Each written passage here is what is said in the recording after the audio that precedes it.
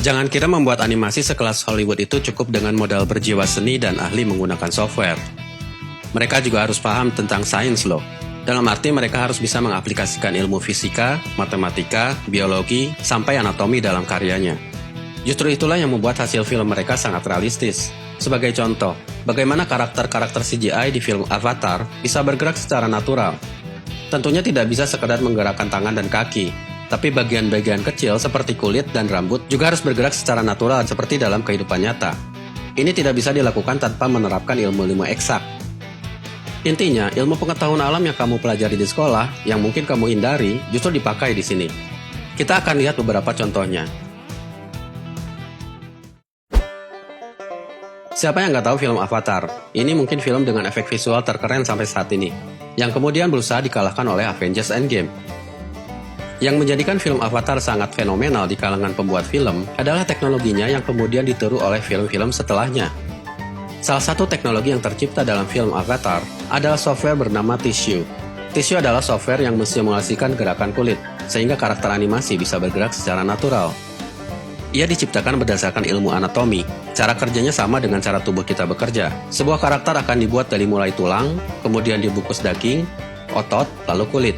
Ketika karakter ini digerakkan, software ini akan mengkalkulasi semua bagian-bagiannya, sehingga kulit luarnya akan bergerak secara otomatis dan natural, sama seperti di kehidupan nyata.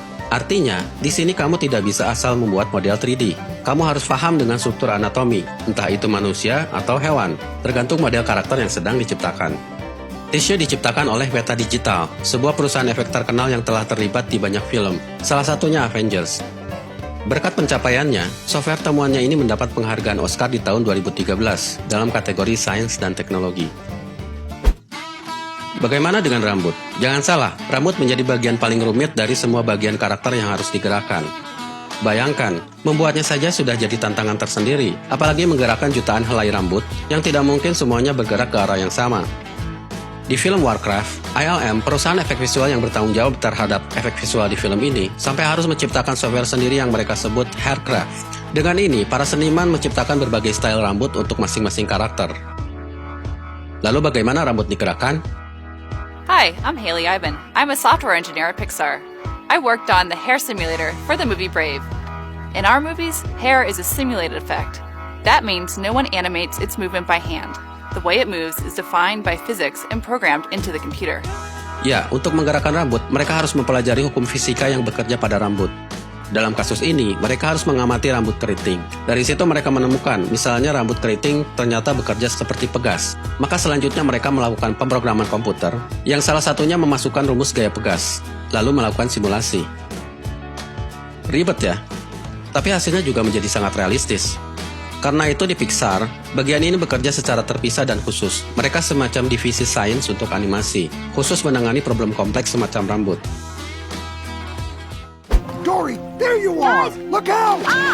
Air juga harus tampak seperti di dunia nyata dong, terutama untuk film bertema air, seperti Finding Dory.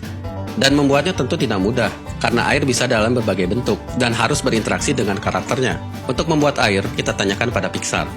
One of the tools we use to create believable water in the computer are particles. Let's start with a single particle. We can apply forces to that particle, such as wind or gravity, or more particles that push and pull each other. By adding many more particles and applying those same forces, we begin to create water in the computer. Yap, kira-kira begitu. Jadi air dalam animasi juga meniru air di kehidupan nyata, karena air juga tersusun dari partikel yang kita sebut molekul air atau H2O. Teknik yang sama juga diterapkan pada pembuatan salju, api, debu, dan banyak lagi. Itulah beberapa contoh penerapan sains dalam animasi. Lebih lanjutnya, coba kamu buka channel Khan Academy di YouTube, atau install aplikasi Android-nya. Khan Academy adalah sekolah gratis yang mengajarkan banyak hal. Salah satunya ia bekerja sama dengan Pixar untuk mengajarkan animasi berbasis sains. Welcome to Pixar in a Box, a collaboration between Pixar Animation Studios and the Khan Academy.